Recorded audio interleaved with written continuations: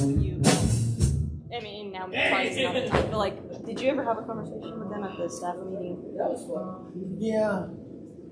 Nothing is decided.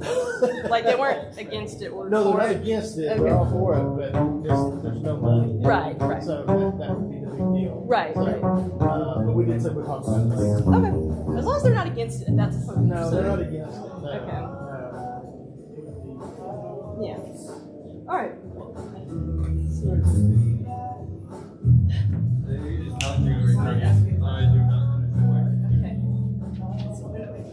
Oh, it's probably because we.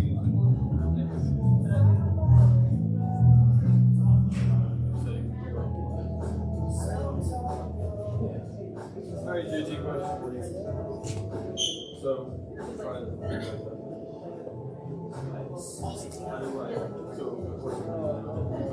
that's like my.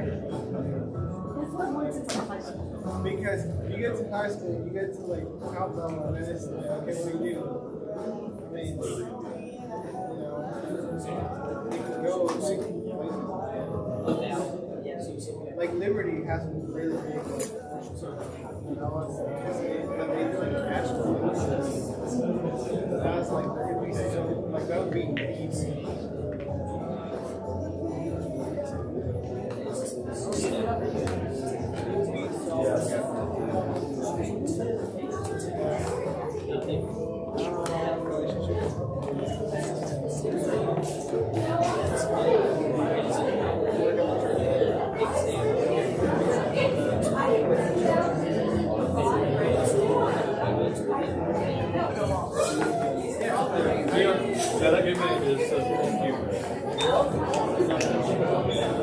So I'm serious about it. My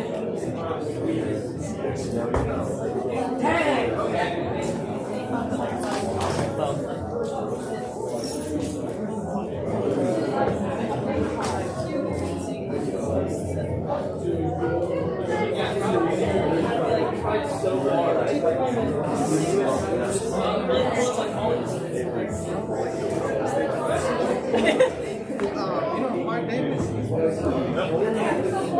I'm still cool. Do you know? Ask him. That's who he's okay. David told me about him last night because I was talking to my dude about it.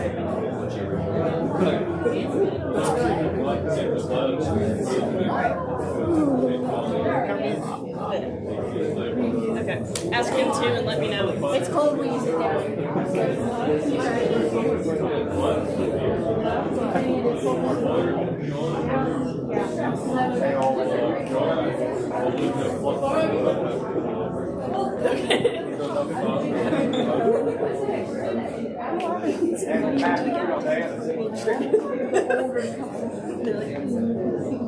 Yeah. Hey, normal, we're breaking it out. That's good. Yeah. And like,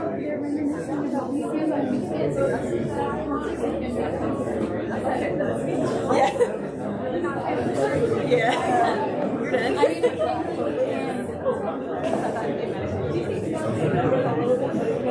Hopefully it works. We're always having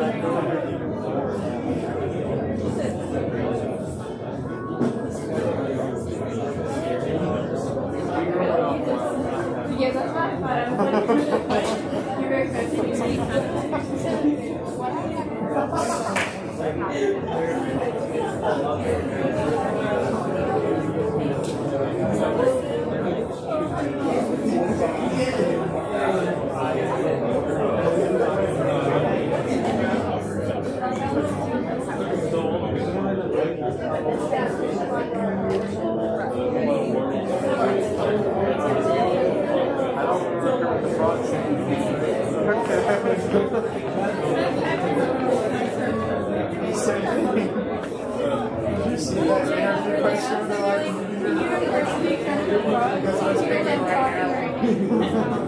I'm gonna go pee really quick.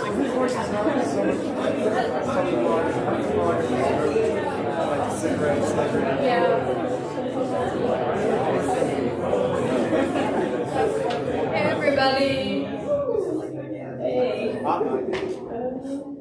know you're not used to seeing me at the beginning. Tonight's a little bit different. We're going to do kind of a different order of service tonight. We're having a panel since tomorrow's Valentine's Day, just to kind of talk about like relationships and stuff with some couples who've been there and done that. So we're really excited about that. Just a couple of announcements for this upcoming week and kind of some dates we want you to be aware of. Thank you to everybody who came to Pursue this weekend. That's our BCM conference.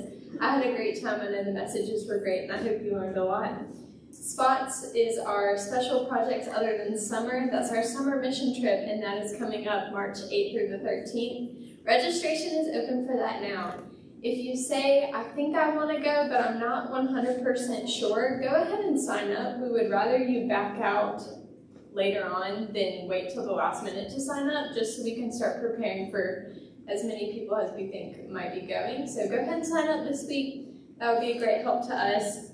Rummage sale is coming up. That's our yard sale, but it's inside. And we do it in this room. We'll set up for a couple days together. So if you know anyone that may have some items to donate, or if you yourself have some items to donate, we'd love for that. You can get your church involved with that as well, and you can talk to Edwin about that. We'll also need some people to help pick up donations.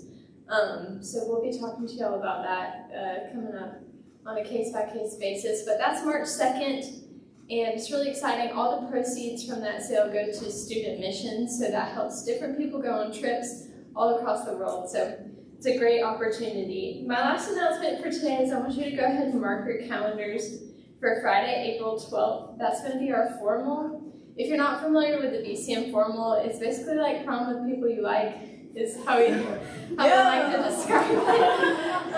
It's how we like to describe it.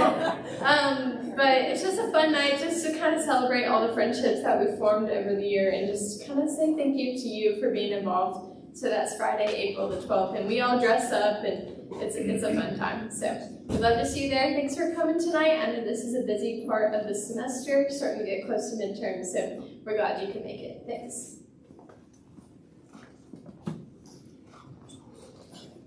All right, do we have a baby picture?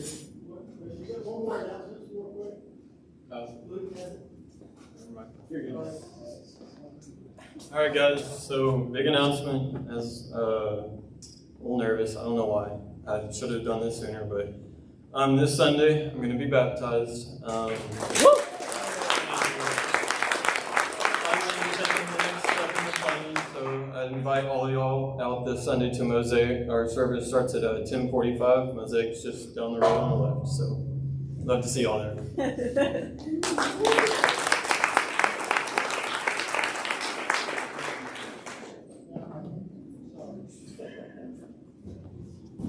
All right, that's pretty cool. Y'all want to clap for him one more time?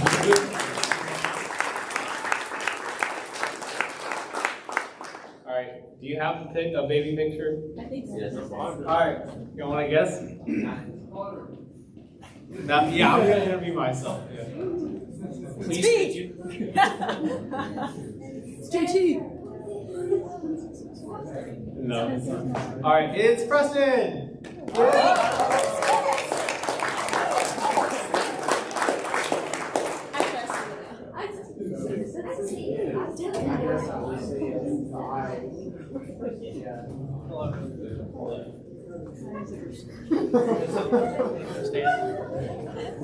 All right. Now, could you tell everyone what your favorite color is? Blue. All right. All right. So, do you think that wood or carpet is more aesthetically pleasing? Wood. All right. So, would you want this room to have blue wood as its floors? Definitely. All right, Edwin, can we start working on that? All right, okay.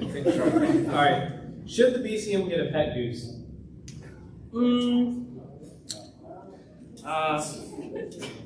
Flamingo would guard all.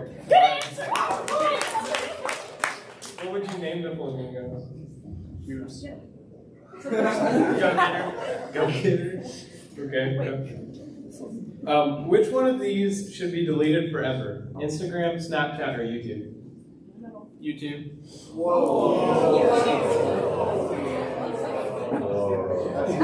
Alright, can you explain your reasoning behind it?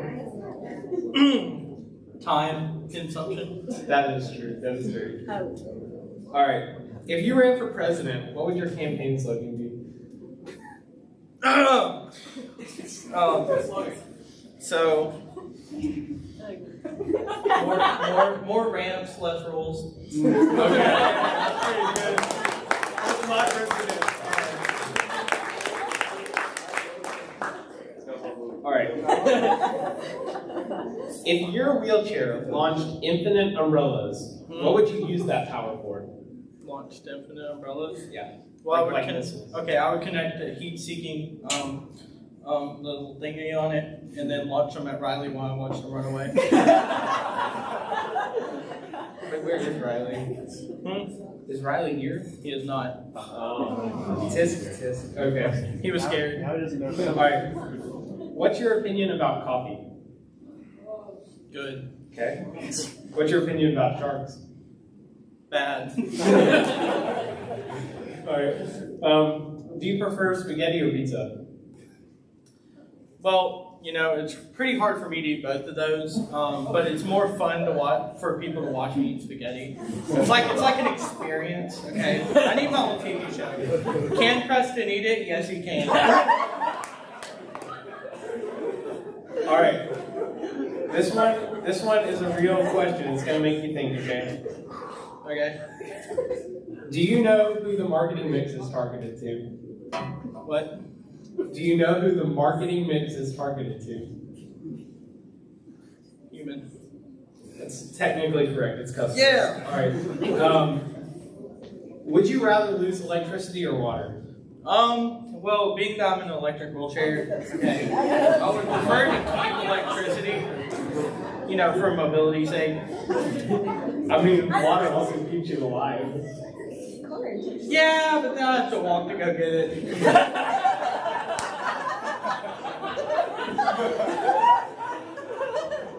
All right. Would you rather have control over water, earth, fire, or air? Earth. Earth, is there a reason? Yeah, transportation.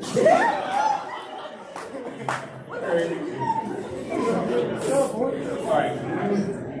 Now, you don't have to answer this one if you don't want to. I got you. How many people in this room do you think are funny?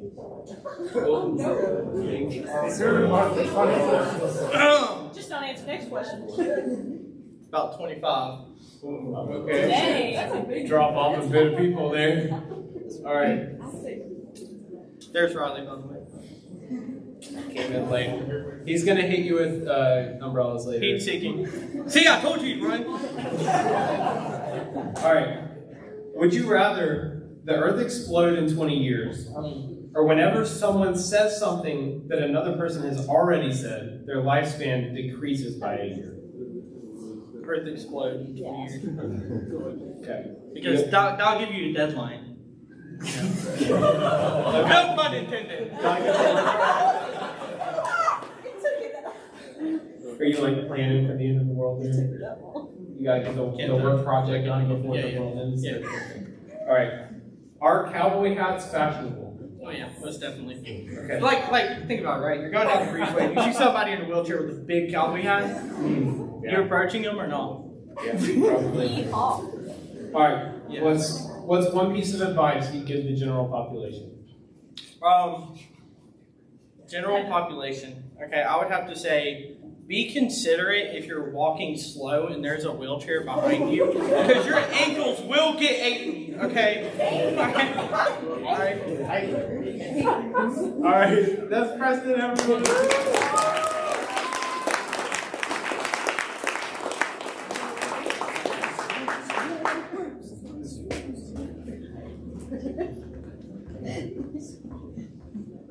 Hi, I'm Gianna, and I'll be reading Hebrews 13, 1-6. Let love of the brethren continue. Do not neglect to show hospitality to strangers, for by this some have entertained angels without knowing it. Remember the prisoners as though in prison with them, and those who are ill-treated, since you yourselves are also in the body. Marriage is to be held in honor among all, and a marriage bed is to be undefiled. For fornicators and adulterers God will judge. Make sure that your character is free from the love of money, being content with what you have. For he himself has said, I will never desert you, nor will I ever forsake you. So that we can confidently say, The Lord is my helper. I will not be afraid. What will man do to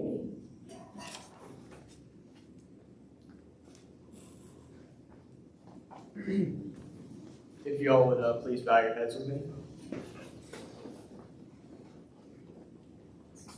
Lord, I just thank you that we can just come here and gather tonight. I thank you for Jesus, his sacrifice on the cross. Lord, he went through so much suffering, so that we could just simply be here for us. We just thank you, Lord, for everything that you've done for us. I pray that that would be evident tonight in our worship, and that the joy of the Lord would be reflected in us tonight as we worship through this channel and this time of song we're about to enter. In Jesus' name, amen. Would you stand with us in worship?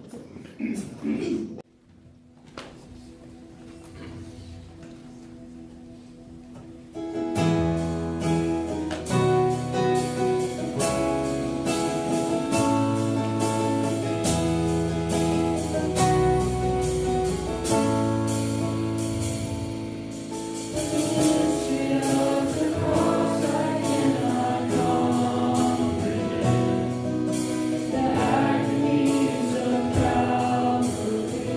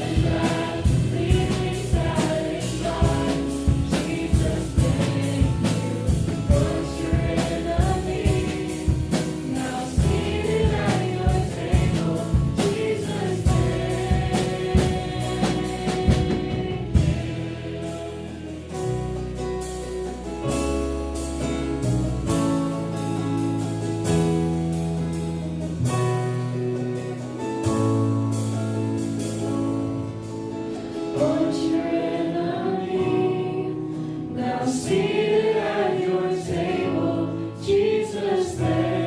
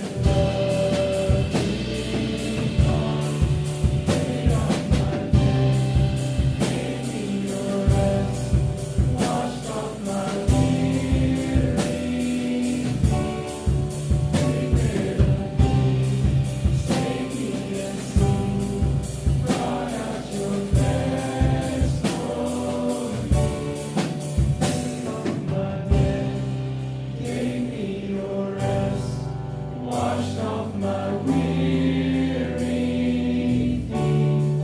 Prepared a feast, saved me a seat, brought out your best for me.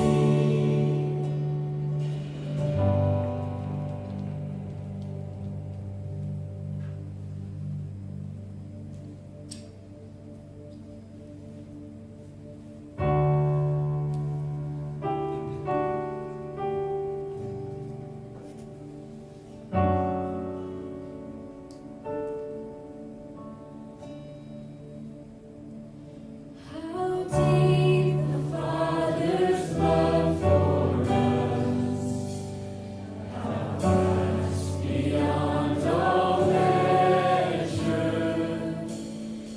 that He should give His only Son,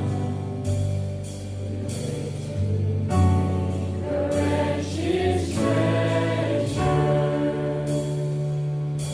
How great the pain of searing loss! The Father turns His face away,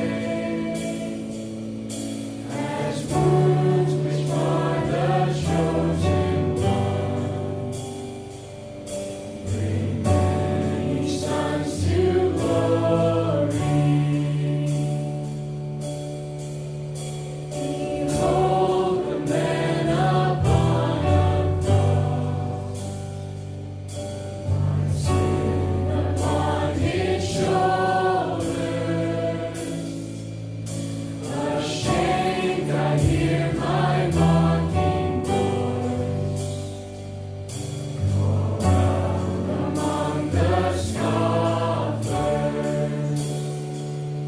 It was my sin that held Him there, until it was accomplished. His dying breath has brought me life. I know that it is finished. I'll not boast in anything. There's no power, no wisdom, but I will boast in Jesus Christ, His death and resurrection. Why should I gain from His reward?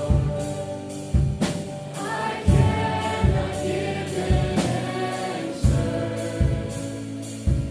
but this I know with all my heart: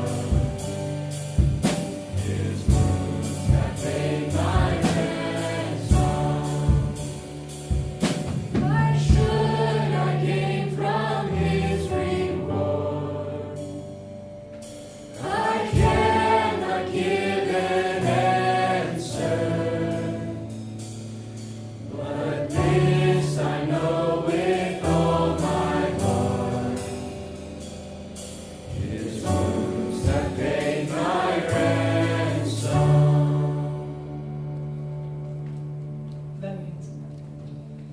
God, we just thank you for this time tonight. And we just thank you for this time that we get to gather before you and just together and sing our praise to you, God. And I just pray that in this time that we be intentional with you and that we would be fully here, fully surrendered to you, God. And that we would just be open to you and what you have to say to us. And however that you're working in each of our hearts, God, I pray that we'd be hearing what you are speaking to us, God. And I pray that we would get to know you more so that we can get to know even a glimpse of what perfect and true love is, God. And so I just pray that as we go into this next time of worship, that we would just be open ears to you, and that anything else that is on our minds, God, that we would block those out, so that the only thing on our mind is you, God. In Jesus' name we pray. Amen.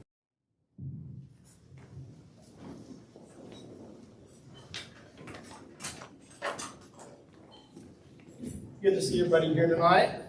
My name is Edwin Hocutt. I'm the campus minister here at BCM. And as you know, tomorrow is kind of a special day for some people. Those that know me know it's not for me and my wife, because I told her Valentine's Day is amateur night, okay? Because if you have to wait till Valentine's Day to tell the other person you love them, you've really messed up, okay? But anyway, BCM has spared no expense. We have brought in some experts tonight to help y'all talk about relationships. And they're both laughing at me. So I want to ask the two couples to come up. If y'all can give them a warm welcome.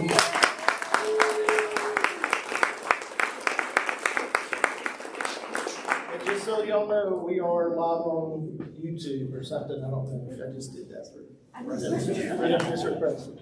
Yeah. So I'm going to let them introduce themselves, let y'all know who they are.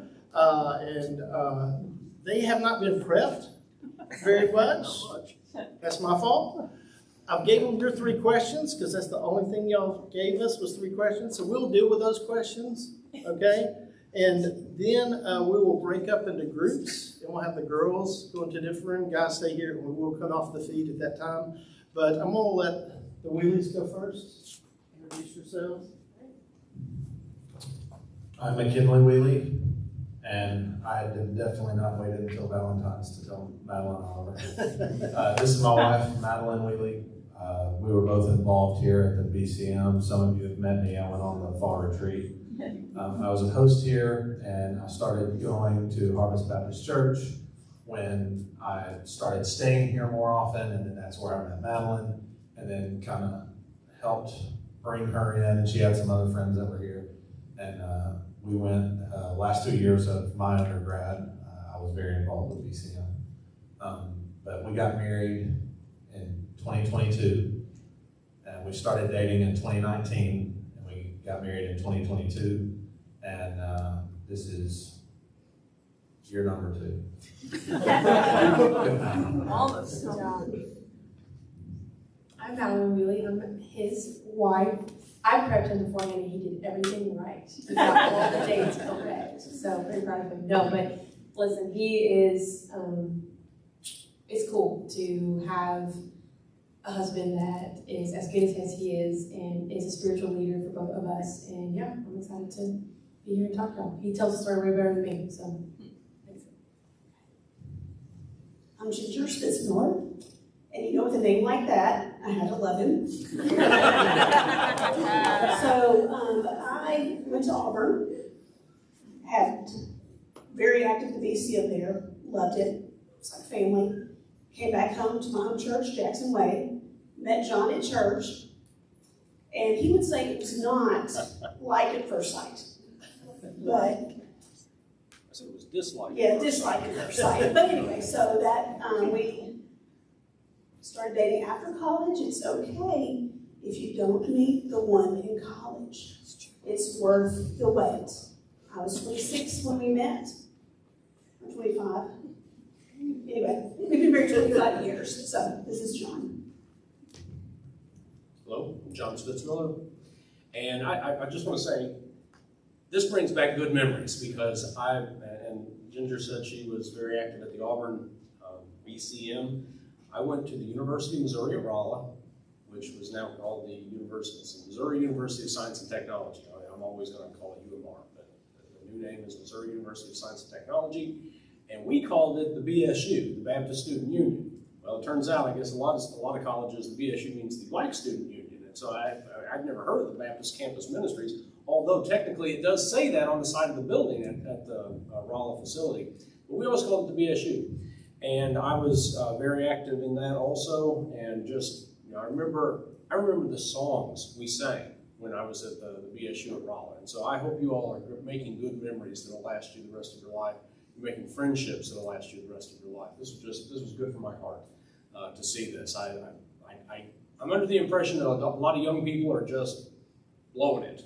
You all are not blowing it. This is a great place for you to be. So, I went to the University of Missouri Rolla, got my bachelor's degree in electrical engineering, then moved down here to take a job, and met Ginger at Jackson Way Baptist Church. We got married there, and we are in our 26th year of marriage. Last year we celebrated our silver anniversary. We have 2 daughters, Sarah, who is a senior at Auburn, and Sophie, who is a freshman at Auburn, and we're looking forward to talking with you this evening. So the first question I'm going to give y'all is tips on in-laws. That was the first question. Who wants to start that? Can you Listen, Edwin has heard something. I love my parents. We love my parents. So I'm not. Let me just preface everything. Let me just preface everything with that. The biggest tips I think for in-laws, or at least what it's been for me, there have been plenty of frustrations, and I think in most cases it probably is different for the guy than it is going to be for the girl. Maybe y'all would agree or disagree, but the biggest thing that I had to come to terms with is that families and people are different.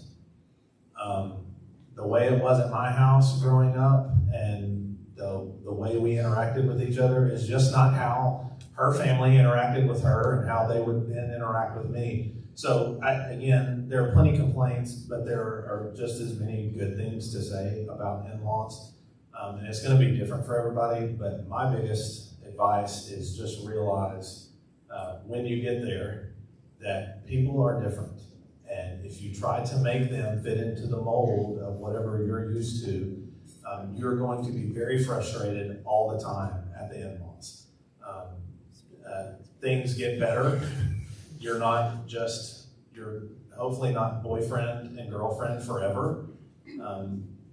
When you get married and you're both in a separate house, things change, the attitudes change. There are no growing pains, but you just gotta know people are different, and that's okay. It can be frustrating and you can get frustrated, but they're your significant other's parents. So you have to learn to love them in a similar way that you learn to love your significant other for all of their little things that you didn't know annoyed you until later on, right? So that's all I've got. You know, to give you a little bit more insight as to what the situation was, BCM starts at, did we start at 8 tonight? 8:30. Yeah, it started at 8:30 pretty much when I was here. So and that was cutting it close because my parents wanted me to be at home even though I was in college at 10 o'clock. So I had to, no matter what was going on, at like at 9:30, 9:40, I was hightailing it out of here because myself had to be at home, and the car had to be parked in the garage, and the phone had to be on the counter. And so that's just a little bit of a glimpse into some of the frustrations that we had growing up. They're a lot better now. They're a lot better now that we're a lot better now. But go ahead. She has to be home at 11 now. So.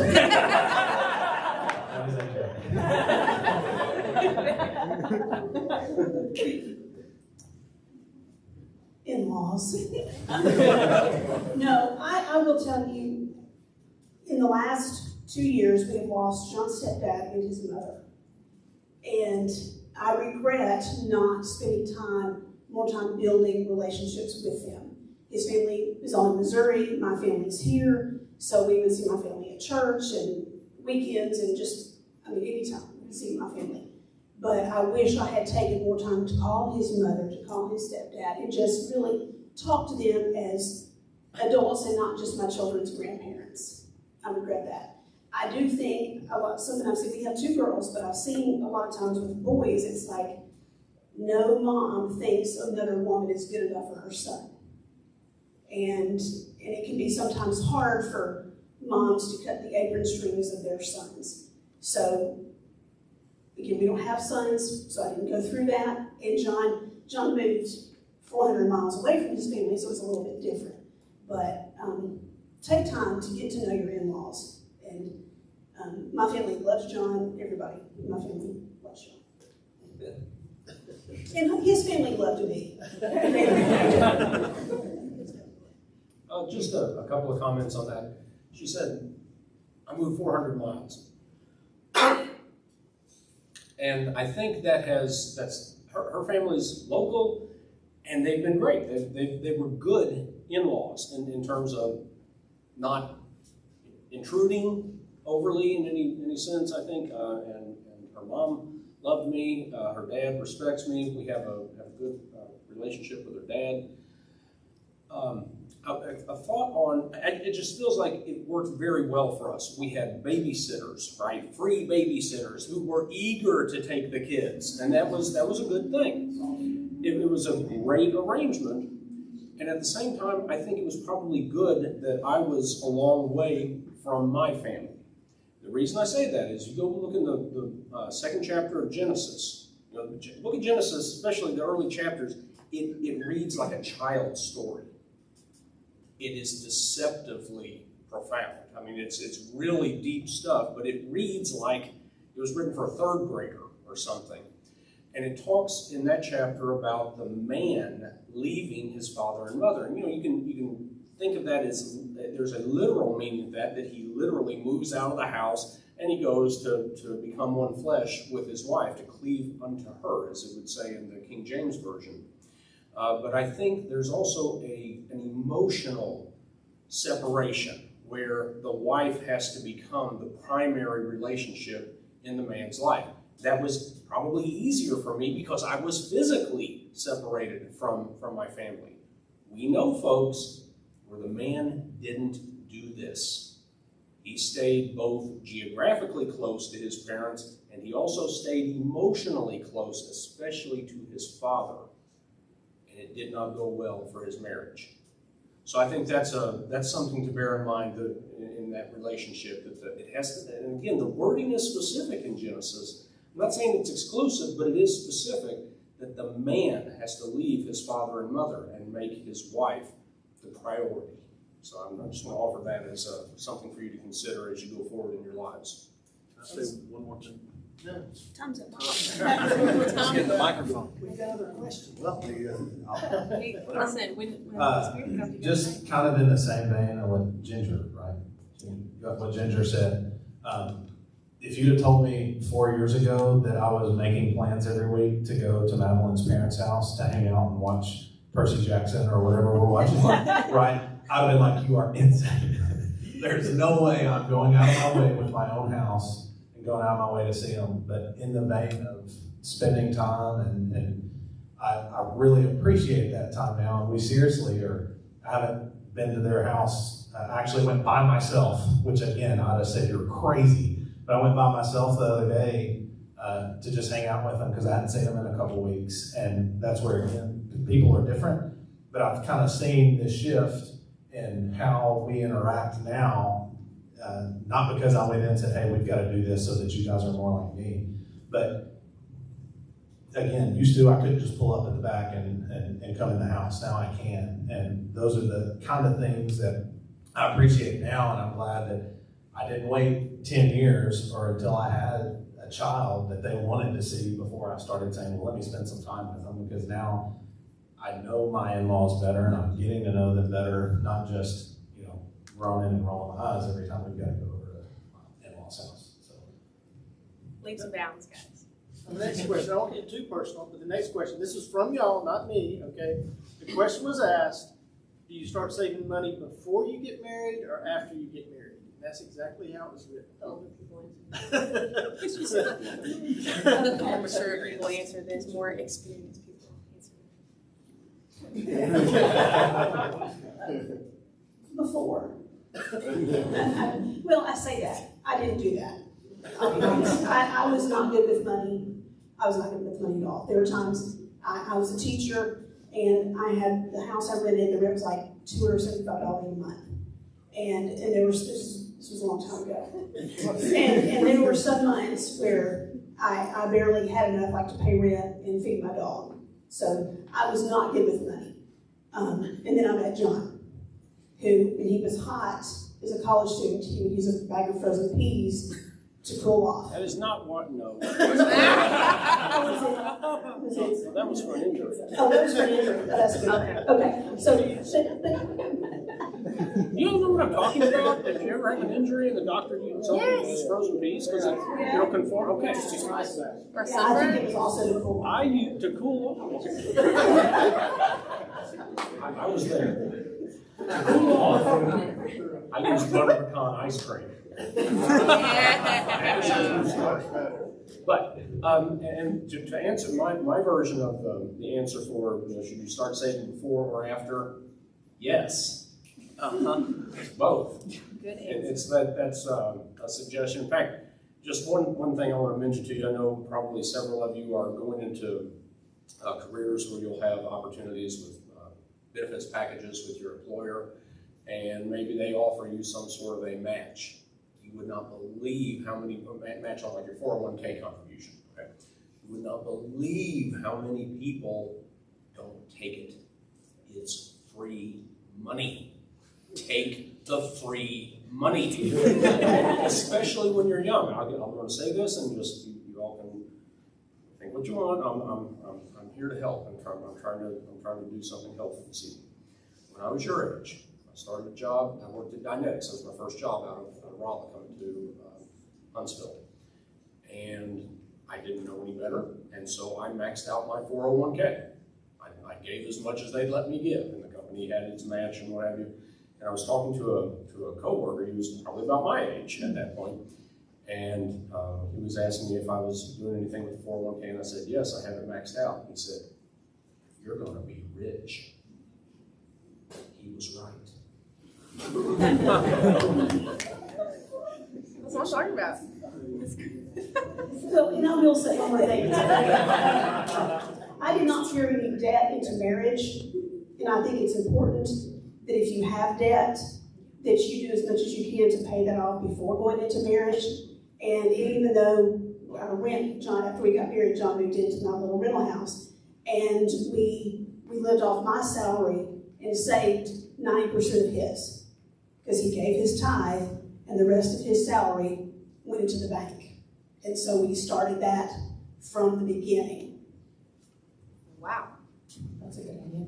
I'm in Ginger's boat, I think, in the sense of, I don't think I was ever irresponsible with money. I like to think I wasn't irresponsible leading up to it, but definitely between the two of us, he is more responsible when it comes to money. He encourages us to save, encourages us to do all those things. So not only was I probably not as good as saving money as he was, but I was also a music major. So I'm a teacher. And well, he didn't help in that area either.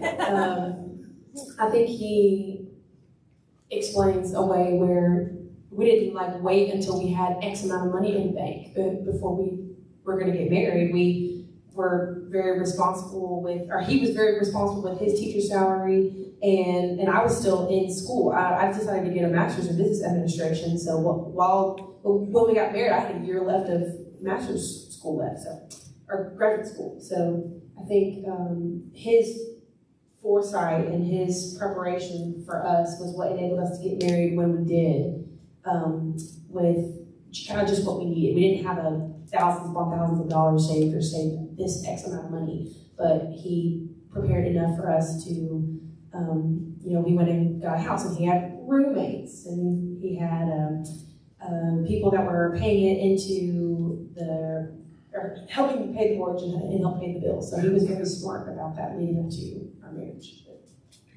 David Smith helped pay for my rent. Real quick, real short, tell us what advice you wish you could go back and tell yourself before you got married. Does that make sense? Mm-hmm. This is kind of advice Edwin actually gave me before I got married. And the math actually worked out. But this is not me saying just go date 1 million people. But this is coming from a guy who thought he resided in the friend zone, which I know is an issue for a lot of people. But I remember somewhere in sophomore, junior year, and talking with Edwin, something finally just clicked and been like, dude, just ask a girl out. If you don't see yourself being with them, then don't waste your time. But don't sit here and just like somebody, then get friend zone and ask them out. And the worst they can do is say no and laugh at you maybe, but the worst they can do is say no. And I finally got to a point to where I was like, God, help me be content with wherever you have me. I don't want to keep asking you, give me somebody, but looking back, I say do this because I literally asked one person out, they said no twice, and then I asked her and I married her. So it wasn't that quick. We went on a few non-dates that were actually dates. But I mean, pursue people, but also don't be afraid to just call it what it is. We're college age, we're older. There's no need for the high school garbage where you're talking and maybe you're a thing, maybe you're not. You know, if it's somebody that God has placed in your life, ask him if that's somebody you need to pursue. And if you think that he's telling you yes, then ask him out. And you know, the answer might be no, but that's fine. You'll make it through sooner or later. You'll be content, or someone will say yes. But I wish I could go back and tell myself, ask people out if you're interested, but also be content with where God has you, and not just that cliche like God's got me in a season of singleness. Like, that's not good. Just be content with where God has you. The moment I became content with where God had me, she showed up. So it's not always that way, but it might just be. So be content.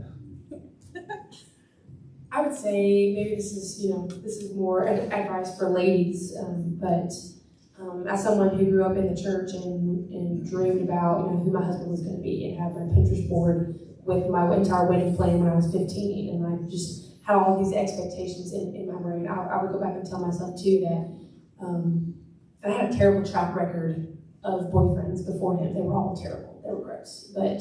Looking back, I can see how God blessed the broken road, right? And I would tell myself that I was still worthy of a godly husband, despite any mistakes I had made, despite any terrible boyfriends that I had had, that I was still worthy of somebody loving me like Christ loved the church, no matter what your quote-unquote track record is. And I came to know that because of how well McKinley spiritually leads us and will lead our future family, and how he has been a perfect picture of that picture that Christ gives us of how husbands and wives should be. Oh, sorry, good picture, not perfect. Nobody's perfect. But he's a really good picture of that. I was hoping she would go so I could think some more. It's been 25 years. I don't know if this is, I'm probably going to, it's like a politician, I'm going to answer a different question. I'm going to answer the question I wanted you to ask.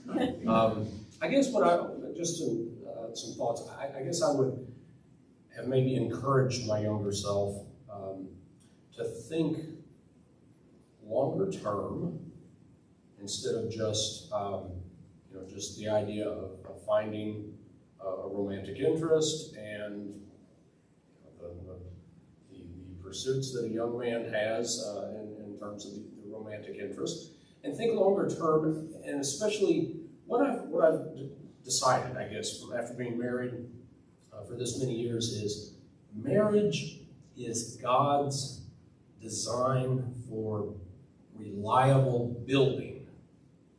It allows you to build in a reliable construct, I suppose. You can build a family. You can build wealth. You can build standing. Where Ginger and I have standing in our church. We are known as the Spitzmillers in our church. People notice when we're there. People notice when we're not there. We have standing in our community, and that's valuable to a man. And certainly the whole idea of a man craves respect more than anything else. A woman craves love more than anything else. And we were able to build those things. We were able to build a love relationship, and our children were able to build a ministry. My wife has a very powerful ministry as a chaplain. That she serves many businesses in town. I have a Sunday school teaching ministry at my church, and some other things that I do. And so, I guess that's what I would say to my younger self is think longer term. Think more about what you can build within this design that God has made that is efficient and powerful, and it's like nothing else. Okay, it's your turn. Have you had time to think? Shall I stall anymore? Okay, so I did this, so I wouldn't tell myself to do this, but I had in my mind a list of what I was looking for, and it was somebody who is a Christian. For me, somebody smart, somebody active in church, somebody who can play the guitar.